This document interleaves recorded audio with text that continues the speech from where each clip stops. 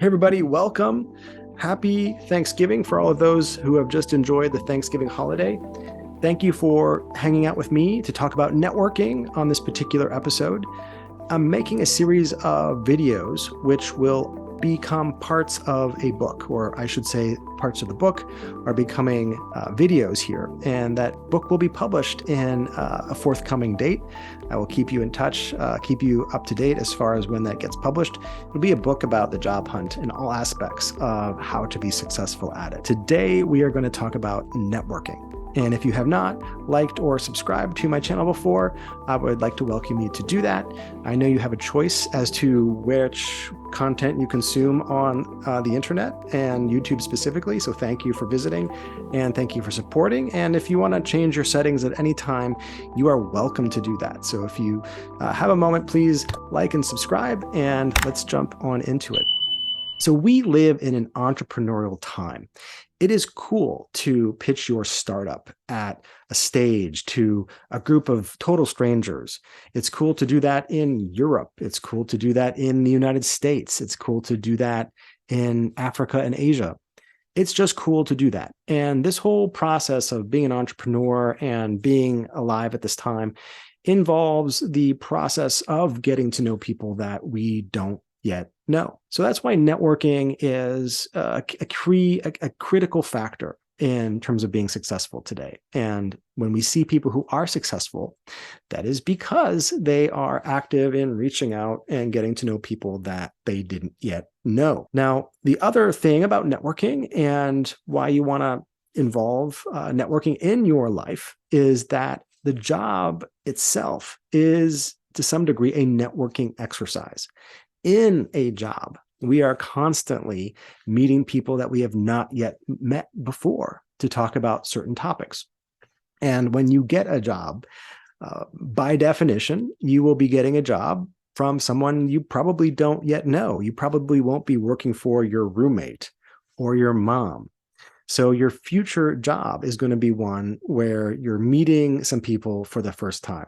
So networking is just the act of doing that. So why aren't we out networking more? Well, there are three reasons why we are not out networking more, and it's completely understandable. The first reason is that for most of us, we have been taught to see accomplishment, success, through the application process for a university. Now, most of the people that I work with are at that recent graduate or soon-to-be graduate level. And up until now, their lives have been defined by acceptances into various university programs. And these programs rarely, if ever, require us to interview. We simply just need to present some materials and wait to hear back. So the problem with networking today, and why we don't do more of it, is that we're treating the job hunt as the university application process. And it is not such a process. It is very different. The second reason that we don't network more is that we just have never been accustomed to doing it growing up, even told to not network as we grow up. Don't talk to strangers. Don't talk to leaders. It's not polite. When we were growing up, there was never a curriculum that gave us a grade for networking. Our parents never scolded us or punished us because we did not meet 3 new friends on the playground this month. That never happened, right? The third reason why networking is challenging for us is that it's not well defined. Now, even the best university programs or best institutions that are coaching on networking, I find we're not getting that specific in terms of how to actually do it. We're told to go tell our story, go listen to other people's stories. But what the heck does that actually mean in the application? And how do we get a referral by doing that? So when it's not well defined, then we run into trouble as well. And on the other side of the networking table, the people with which we would network, they're not very well versed in networking either, just because they've been having a job for a period of time. So one of the motivations for creating my 12-week Career Accelerator program was to define networking very precisely, teach it step by step, literally word for word, so that we could master it and bring that in as part of our toolkit for getting interviews and offers fast, basically. So the thing I want to jump into now is the good news. The good news is that people want to meet you. People want to give back to the rising generation of job hunters. It's just in human nature to want to give back and to help out. The more successful we are in our careers, it's likely because we have been helped along the way. And so we want to give back. We want to help other people. So if you show up as someone who wants to network, then you will be the beneficiary of that kind of energy and spirit. So just doing more of that, showing up, is going to be all we need to do. Next thing I want to cover here is that networking actually is interviewing. So for those of you out here who are watching this video desperately hoping to get more interviews, or just a little bit frustrated with the networking process, or just curious about how to do it, the key to understanding networking is that networking still is interviewing. Networking is just us wanting to have as many interviews as we want. It literally is interviewing on demand. I go out onto my calendar and say, for this next month, I want to interview with 10 different firms. All I have to do is set up networking meetings with 10 different firms, people in those firms, and I have my interviews. The reason why that is the case is that networking and interviewing is a process of evaluation. We are always being evaluated. Humans can speak at the rate of about 100 words per minute, and we are thinking at a rate of about 400 words per minute, or 500 words per minute, equivalent speed. So there's a capacity in our brain power of 300 words per minute that are left to do other things while we're listening to somebody. And so what we're definitely doing is we're making an evaluation. We're having a first impression of those people that we're talking to. So when you are networking, you are also being evaluated, and that is a good thing. It's a good thing that people are getting an impression, that people are showing up and making an evaluation of us, because we want that. We want them to make that evaluation and conclude, yeah, I would like to give you an introduction to this group of people or someone else on my team. We want that evaluation to happen. And of course, we want the evaluation to go in a good way. And when we specifically focus on speaking with the senior executives in a firm, that evaluation is going to go in such a way that we are going to get referred into the company by a senior person. And that is going to lead to us having a much easier interview process, and possibly the main difference between us getting the job and somebody else getting the job, simply because we were out there reaching out to decision makers and getting those referrals. So let's talk a little bit about the who, what, when, where, and why of networking, so that we can just kind of pin it down and be very clear about it. Of course, for more detailed instruction, my 12-week Career Accelerator is probably one resource to consider. So the who of networking, who do we network with? Well, this is something for you to decide. So you decide with whom you want to network. You can literally go onto LinkedIn and identify 10, 15, 20, 30 people in your top 10 dream companies and decide these are the people with whom I want to network. It's really you making the choice as to who you network with. The people out there that want to meet you, that would be willing to give you a great referral, they don't know where you are. They don't know that you're interested in networking, and they don't know that you want to network or even want an opportunity to speak with them. So they're not going to be the ones to contact you. You are the one who decides with whom you network. And it's just as simple as that. I recently worked with one student who was very disappointed. Ariel, my student Ariel, was very disappointed with her experience applying online. She wasn't hearing back. I said, okay, let's reach out to the companies that you want to work for one day through networking. Let's jump onto LinkedIn. Let's get connected with these people. Let's request calls. And she was able to get on calls and get hired by her dream firm. And it's just that simple. Then the question is the what of networking. So the what of this whole thing called networking. The what of networking is maybe as you expected. We are going through a process of people getting to know us, getting to like us, and then to support us. The know, like, and support process. That is the sequence or the what of interviewing, of networking. Same thing, actually, right? So it's the same thing with networking as it is with interviewing. Get them to know us, like us, and want to support us. And some of the issues that we run into when we are networking is we kind of forget the sequence of know, then like, then support.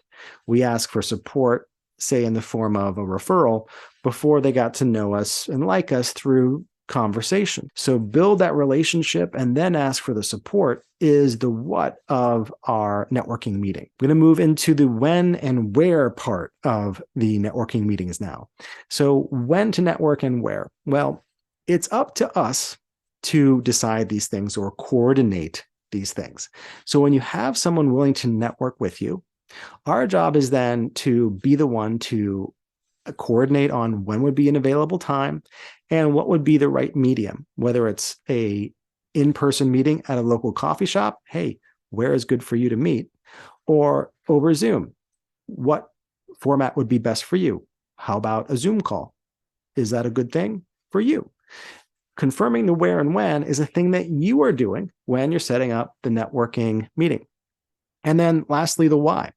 So the why of networking is that we are looking for support in our job hunt.